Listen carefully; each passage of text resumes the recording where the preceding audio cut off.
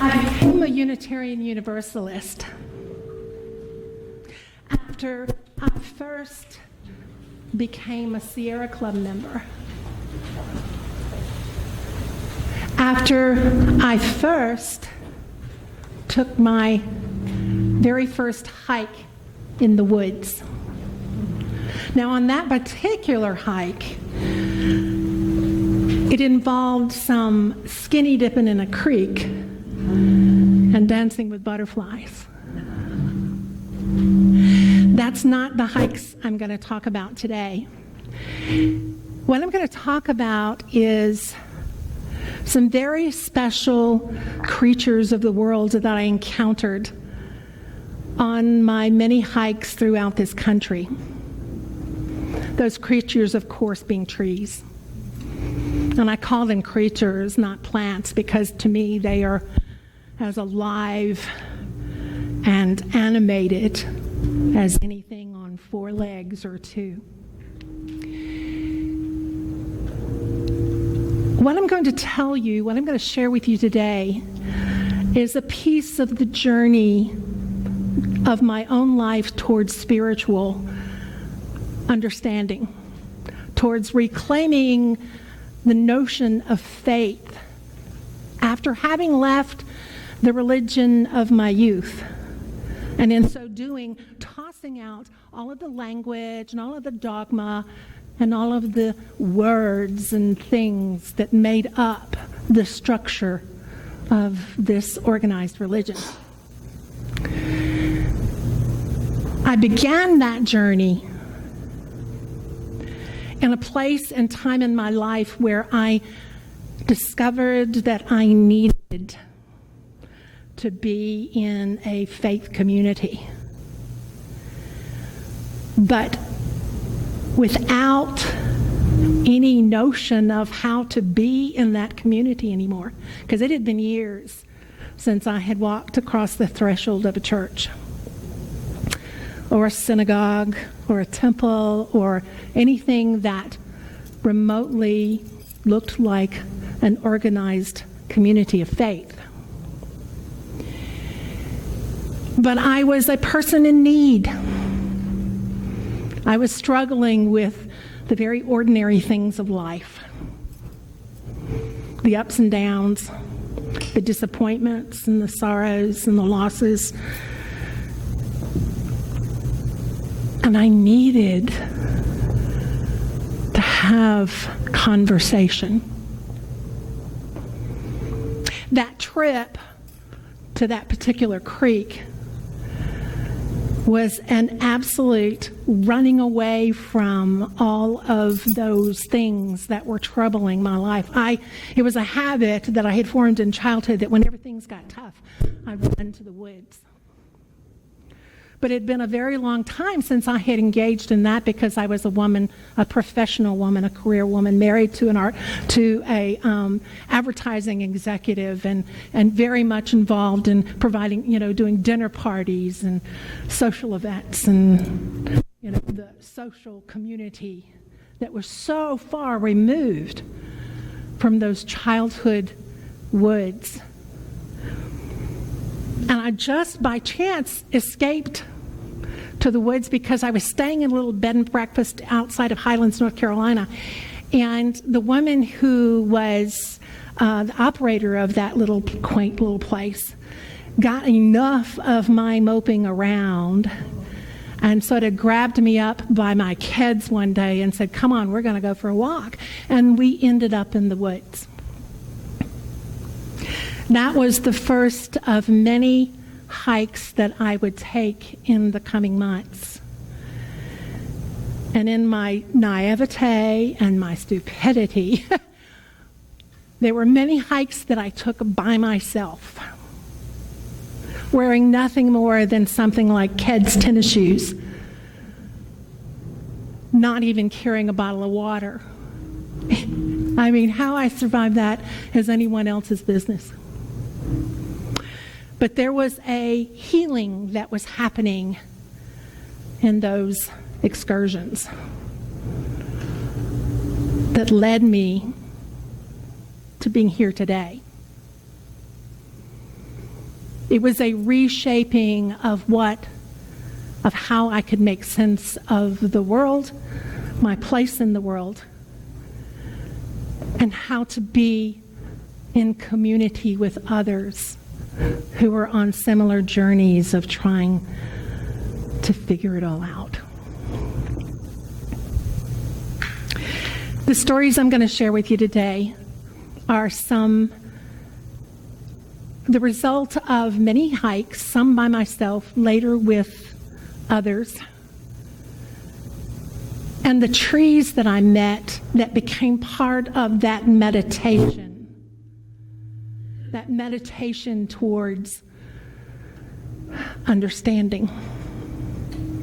I would walk and I would discover, and I'd go back home and I'd write in my journal. I've always been a faithful journaling person. And in that process, I made some discoveries about what I could believe in, about what I could have faith in. I'm going to share some of that with you today.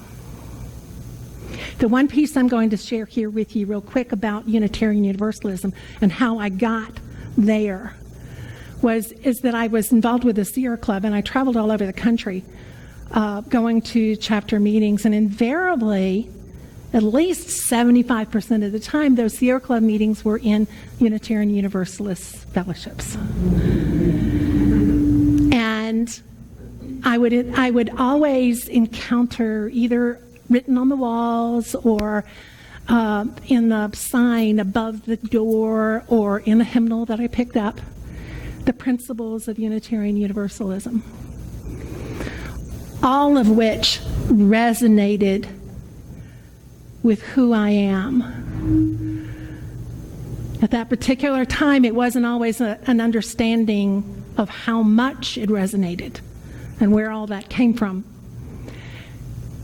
But I knew when I went to those places that harbored those beliefs and those principles that I was standing in a place that was where I belonged.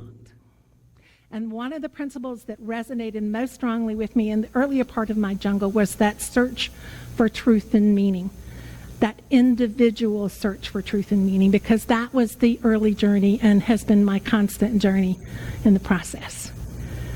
My stories today that I share with you will be with some of those discoveries that I've made and how I've returned to communities of faith.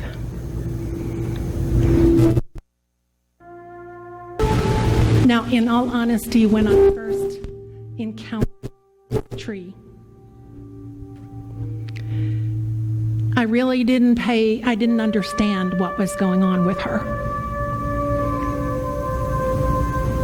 It was down a trail off of Deep Creek in the Smoky Mountains. Marty, I think we're just gonna not worry about the music.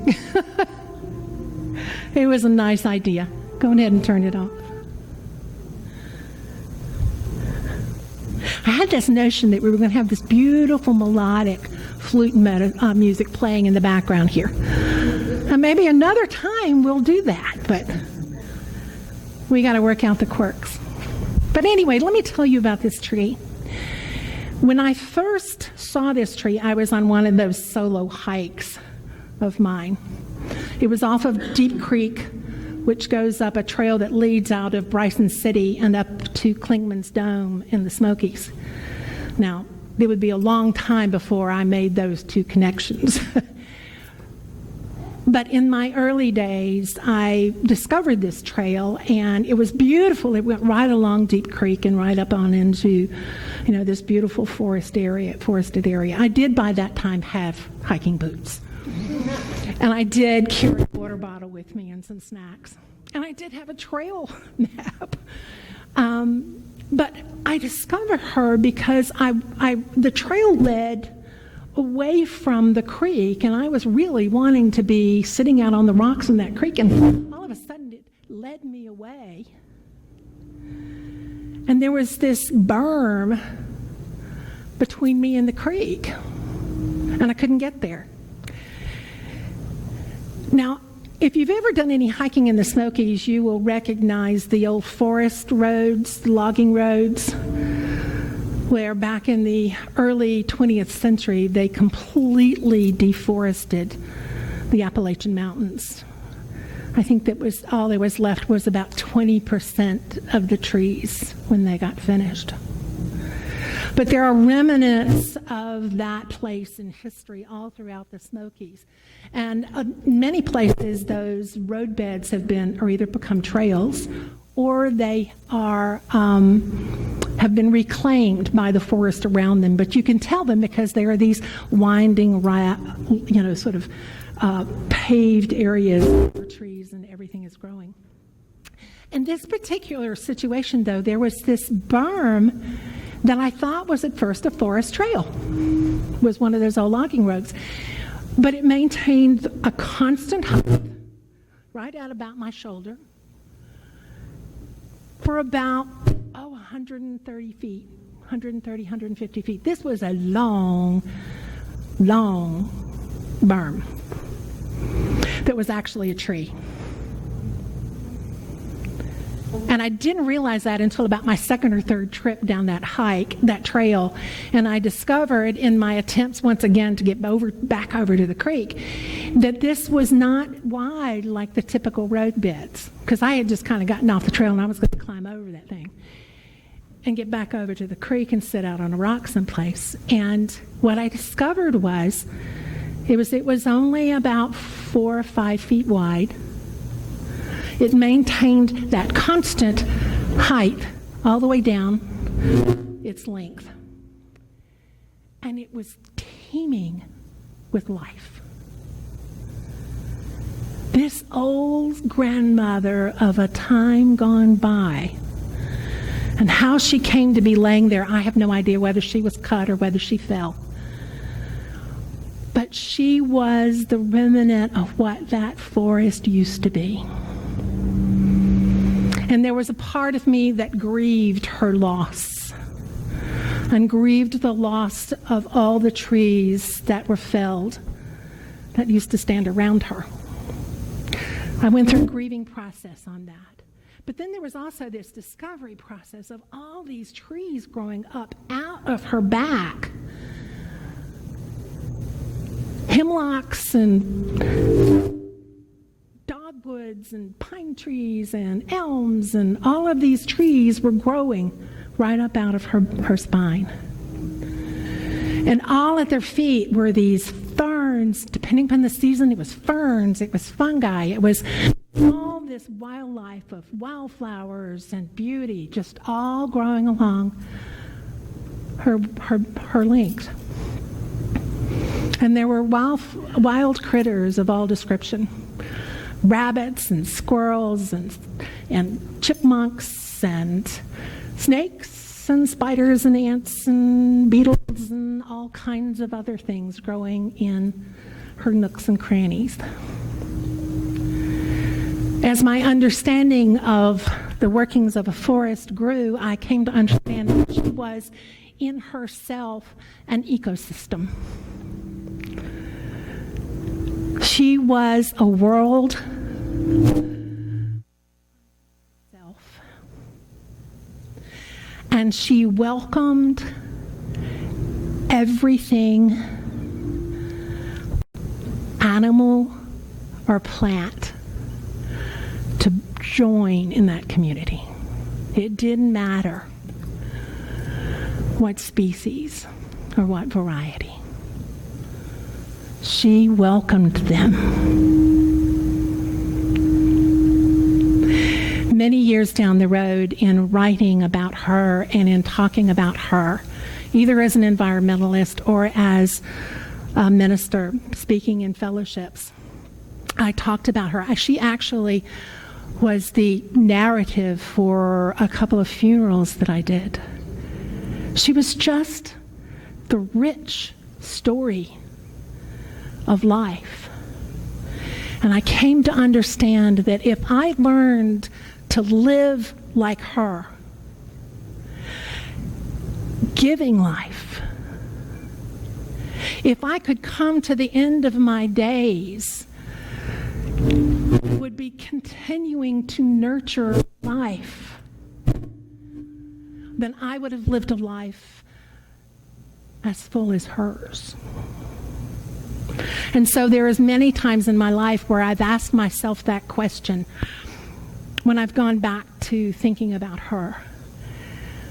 Am I living a life that is generous and giving and life-sustaining? Or am I not?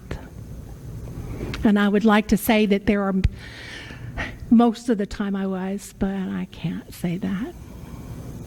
But she's a constant reminder of what it means to be in real community. In her long demise, there is so much life.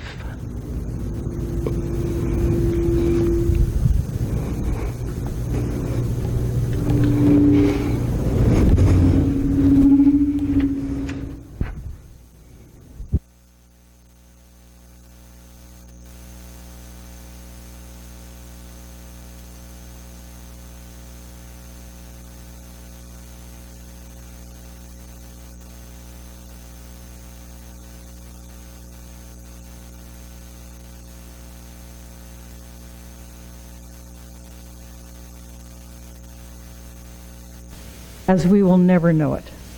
On the steeps where greed and ignorance cut down the old forest, an old forest will stand, its rich leaf fall drifting on its roots.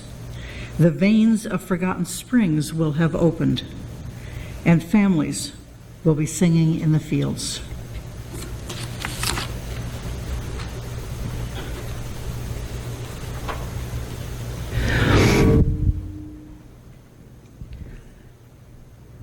As I mentioned, I joined the Sierra Club. I joined it because a forest ranger found me hiking up and down those trails by myself and said, "Lady, are you out of your mind?" And I said, "Well, I don't have anybody I know that, hikes." And he said, "Well, go join the Sierra Club." And that's where it all started. I would go on to join the Sierra Club, and I would become a group leader and a chapter leader and a outings leader. Eventually, I trainer and a grassroots organizer for the Sierra Club, and that afforded me so many opportunities to travel around the country. And invariably, we were meeting in Unitarian Universalist churches, but we were also, more often than not, meeting in their basements on beautiful, sunny, bright weekends. And so I made it a practice of staying 2 or 3 days after the meetings, the chapter meetings or whatever. And I would take my backpack or my day pack or whatever, and I would find some place in that area to go hike by myself. Sometimes with folks, but I didn't ever let that hold me back. I always headed off to a place to make some wonderful discoveries. And I met many wonderful trees. I will never forget the aspens in Utah, where the local environmentalist told me that it was actually one tree with one enormous root system and all these shoots coming up out of the ground and laying there on the ground with the bright leaves fluttering in the breezes and the bright crystal blue sky. That was special. And then there was, of course, the big, old, huge redwoods of the Northeast. There was one particular one, all of their size and their girth and everything else was magnificent. But there was one who was also dying, and he had these enormous skirts like tutus of fungi growing around his side. They were beautiful. They were just this brilliant white, this crinoline gorgeousness. I remember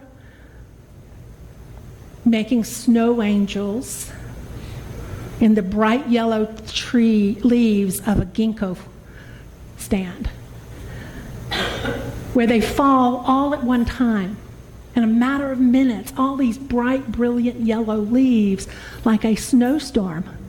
And we laid on the ground and we did snow angels.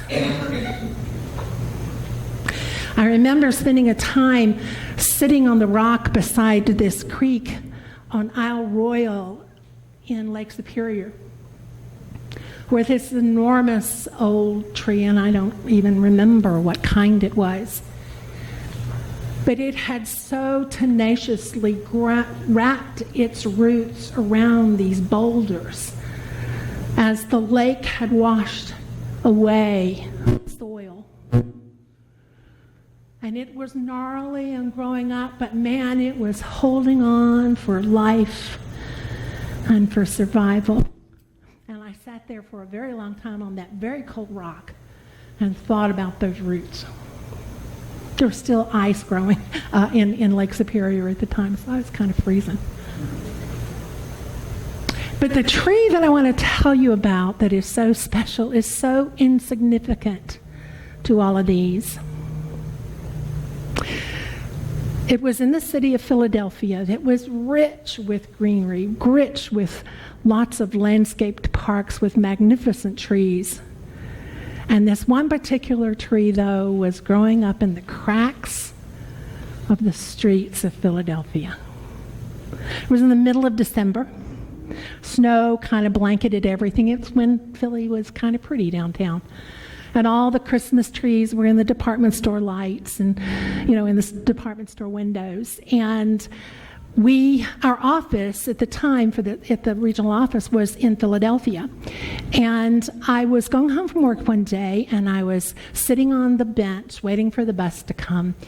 And I noticed as I was meditating, and I was feeling pretty disheartened, because one of the frustrating things about working in the environmental movement is you're constantly fighting the same battles over and over and over again.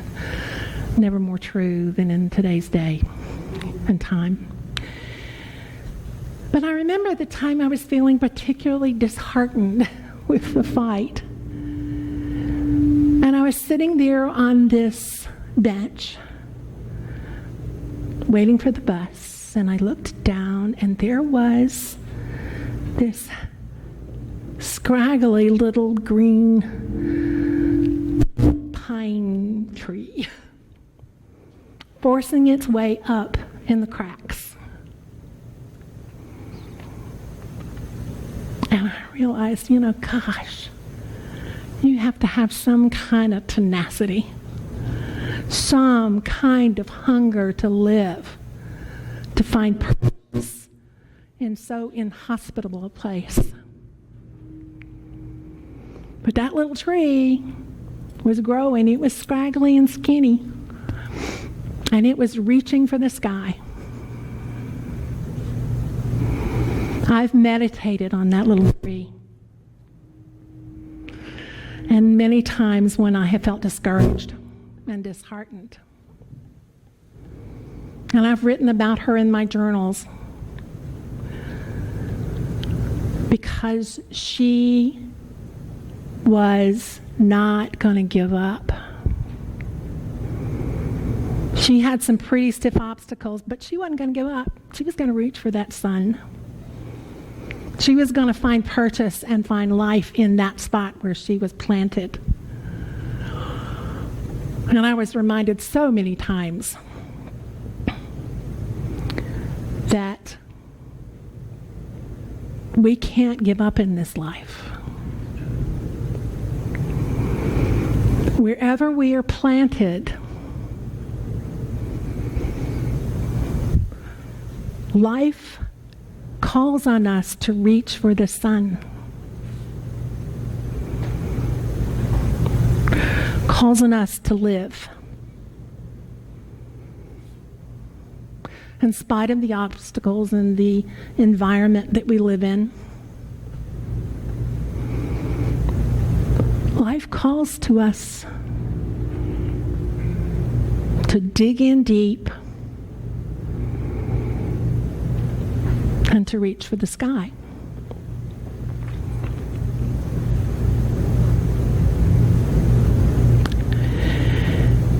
There have been times in my life where I've been kind of uprooted and planted in another place. That happens to all of us, these changes that happen in our lives that force us to move from one place to the other.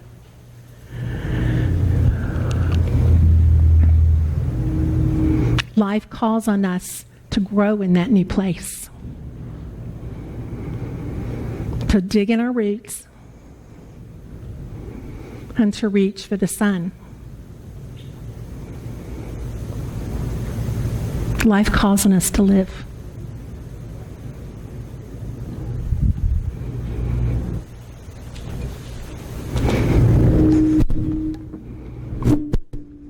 Go ahead.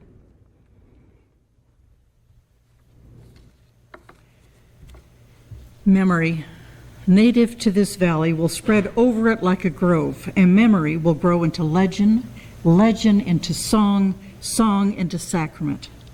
The abundance of this place, the songs of its people and its birds will be health and wisdom and indwelling light.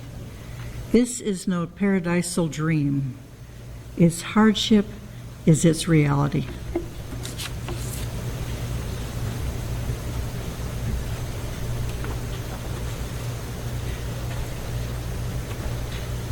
I love the line in that part of this poem. It talks about where greed and hunger causes the forest to be cut down, but a new forest will grow in its place.